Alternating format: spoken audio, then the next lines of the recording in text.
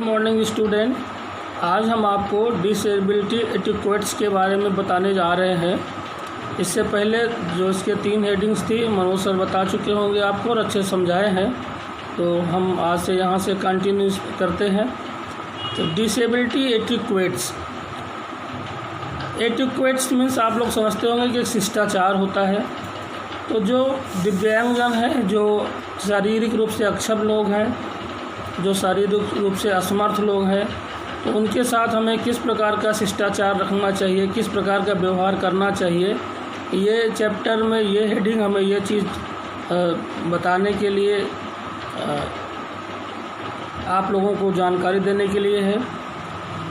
वैसे भी आप लोग बहुत समझदार हैं, लेकिन ये चीज़ जो स्टडी की गई है, इन स्टडी पर, रिसर्च पर ये चीज़ें हम आपको बता रहे हैं। तो ध्यान से सुनिएगा, ध्यान से पढ़िएगा, क्योंकि बोर्ड के एग्ज़ाम में ये बहुत ही इम्पोर्टेंट होता है। क्योंकि अभी जो 12th में कुछ अभी पेपर हुआ है, उस पेपर में OCD और ODD का आया था, 5 नंबर के क्वेश्चन आते हैं इसमें से, तो बहुत ध्यान से पढ़ने की ज़रूरत है। तो disability etiquettes is a set of guidelines dealing specifically with how to approach persons with disabilities. Before knowing about disability etiquettes, it is essential to understand certain basic things, such as if someone has a disability, so don't assume he or she needs help. In fact, adults with disabilities want to be treated as independent persons. So offer help only if the person with disability seems to need it. Physical contact should be avoided. Always speak directly to the person with a disability, not to his or her friend. Persons with disabilities are the best judge of what they can or can't do. तो हमारी government ने जो disabled लोग हैं, इनके लिए एक नया वर्ड दिया है और उसका नाम है दिव्यांग। हम किसी भी व्यक्ति को अब उसके जिस क्षेत्र में, उससे बॉडी में जहाँ भी कोई डिसेबल पार्ट है, हम उसको डायरेक्टली संबोधित नहीं कर सकते।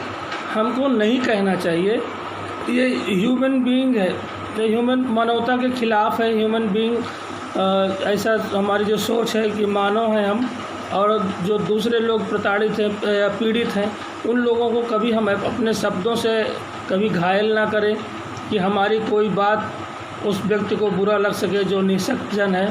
तो हमें बचना चाहिए, और बचने के साथ साथ हमें उनकी हेल्प करनी चाहिए।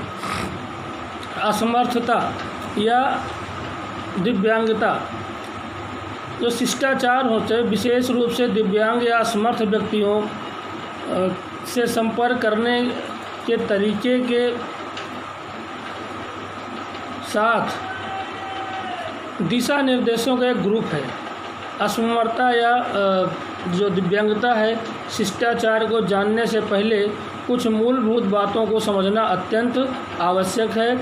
ऐसे व्यक्ति जो किसी भी क्षेत्र में, किसी भी बॉडी पार्ट से या असमर्थ है या दिव्यांग है, हमें कभी उनको डायरेक्ट उसकी जो दिव्यांगता है उस पर नहीं बोलना चाहिए। यदि कोई व्यक्ति असमर्थ है, दिव्यांग है, आसक्त है, तो हमें यह नहीं मान लेना चाहिए कि उसको हमारी सहायता की आवश्यकता है। वास्तव में दिव्यांग या असमर्थ व्यक्ति अपने साथ आत्मनिर्भर व्यक्ति के रूप में व्यवहार चाहते हैं। इसलिए एक असमर्थ व्यक्ति को तभी मदद करनी चाहिए जब उसे उसकी सचमुच आवश्यकता हो। हमें उसके साथ शारीरिक संपर्क से बचना चाहिए। असमर्थ या दिव्यांग व्यक्ति से हमेशा सीधे ही बात करनी चाहिए, अपेक्षाकृत उसके किसी दोस्त से।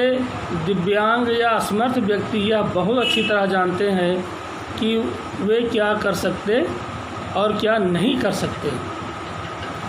तो general disability etiquettes. First, always put the person first, say person with disability rather than disabled person. Always avoid the outdated words like handicap, retarded, physically challenged for differently abled. For example, refer to person who are blind rather than blind person. हमेशा व्यक्ति को प्राथमिकता देनी चाहिए। हमें disable person को अपेक्षा person with disability कहना चाहिए।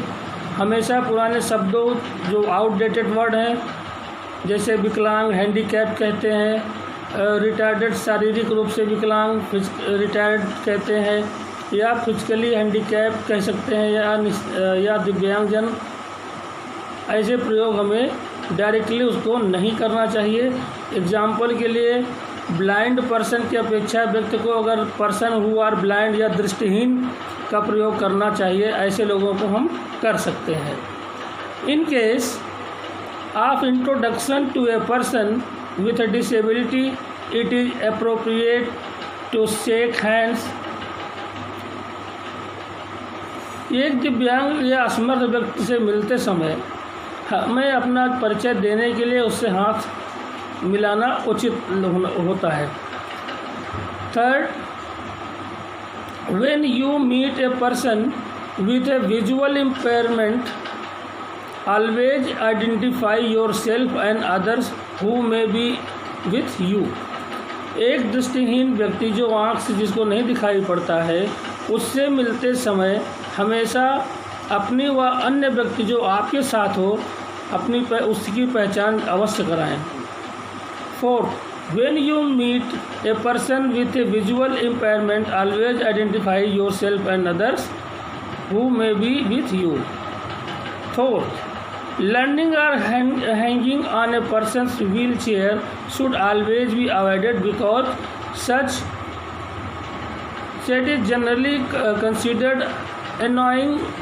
In fact, the chair is the part of the personal body space of the person who used it.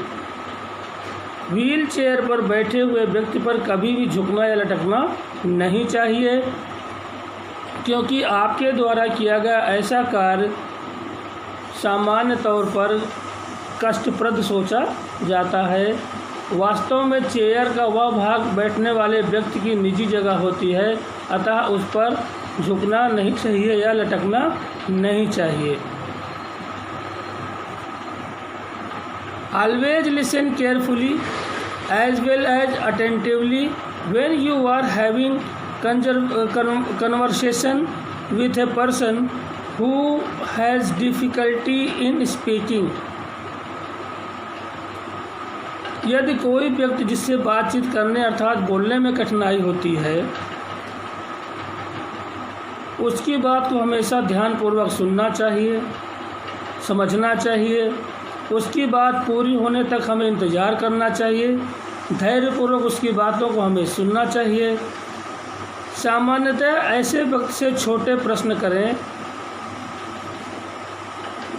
जिसका उत्तर भी प्रायः एकदम छोटा हो, लिटिल हो, ताकि वह व्यक्ति आराम से उत्तर दे सके।